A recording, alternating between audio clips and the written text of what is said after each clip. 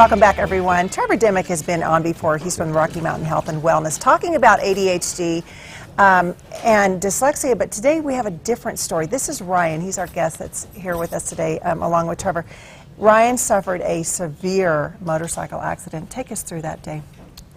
Well, I was at work on my lunch break, and we decided to get out the motorcycles. And through riding them around, I guess I just decided to get going too fast, and I couldn't slow down. How fast?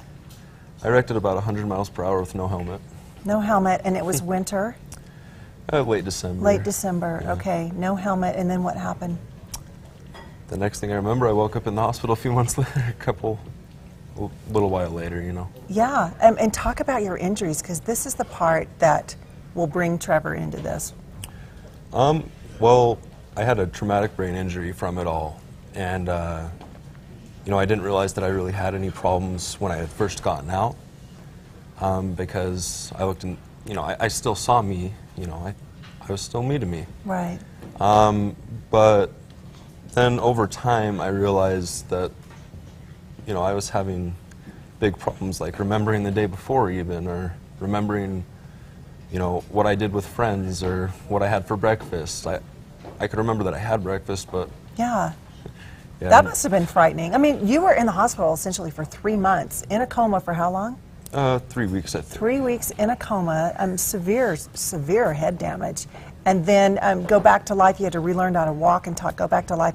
Can't remember things that normally we just remember. And then how'd you meet Trevor? Trevor just came to me one day and said that he had something that he thinks could really help me. And the doctor said that there wasn't really any other options for me as far as those things go, because I had already been through so many different types of rehabilitation. And so it couldn't hurt to try. So. And you were how old at the time? 19. 19 years old, and you're thinking, is this what my life and my future is going to be like? What did you do, Trevor? Well, I was able to go back in and like with the dyslexia and other learning disabilities, I can rewire the brain and reconnect those synapses that have shut off due to the physical head trauma or the emotional trauma that caused them to turn off. One of my weaknesses, or my things I can't really do, is fix dead brain cells. If the cells die, I can't reconnect those things. And so with Ryan, I was a little bit nervous because I didn't know if there was brain damage, you know, and how much I could help. But when I would talk to him, he had a hard time completing sentences. He had a hard time finding the right words to get out of his mouth and articulate that thought. And when he was telling me he was having a hard time remembering the day before and how difficult that is to progress in life and even live a life, you know, it's very depressing to have that type of a life. He was on disability. I mean, there was a lot going on in his life. Sure. that was very difficult for him. And I thought, you know what, I at least want to try and see what I can do to help him, because I knew I can't hurt or make it worse. It would only benefit.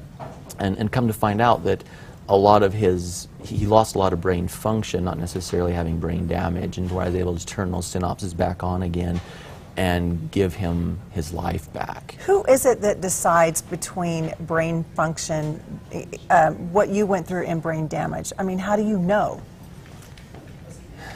That's a good question. A lot of the doctors, they'll do brain scans and they'll find gaps and places in the brain that's missing where brain cells have died.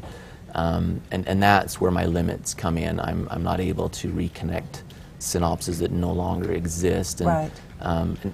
But with Ryan's case, huge success.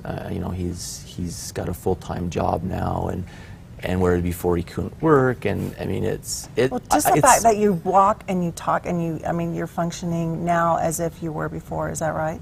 Right. And how long did it take, Trevor, you working with Ryan before you saw the success? We were about 12, 14 hours, I think. It was 2 days working with him. And, Wait, you got all that back in 12 or 14 hours? Yeah. I thought you were saying months. 12 or 14? No, it's fast. It's I need help. On average, the brain integration takes about 8 to 12 hours. I've had as fast as 5 hours and as long as 20 hours, just depending on how much brain function there is. You also mentioned that this is helpful for people that have had like emotional emotional trauma, Yes. whether it's war, divorce, death, whatever it might be. This is something that can help people too. Yeah, the brain naturally has that fight or flight instinct in us where we want to flee or fight trauma. And so something like in a divorce situation where there's a lot of emotional trauma, brain function can shut down, and we may come out of a divorce with less memory or more difficulty organizing ourselves, or you know, a lot depends on the part of the brain that shuts down to avoid that trauma that we're feeling. So. This fascinating story is actually on their website. You can see the whole story of what happened to Ryan, along with pictures and the whole thing, the whole gamut. I'm so glad that you're better now. There's the info. It's right there on our screen. It's Rocky Mountain Health and Wellness Center, and they're there in South Ogden. Also, don't forget, go over to our website at goodforutah.com, and we will have all this information there. Maybe you could give Trevor a call if there's something that you feel that he could help you with. I'm sure he will. 12 to 14 hours. I'm blown away by that. It's I'm fast. thinking it's a several month thing, but good for you. Getting married in July. Yep. Do you remember that? Yeah. Okay. Never forget that date. July what? 12th. Did you hear, everybody? He knows the date. And so you now are held accountable, according to all of Utah, to remember that anniversary date.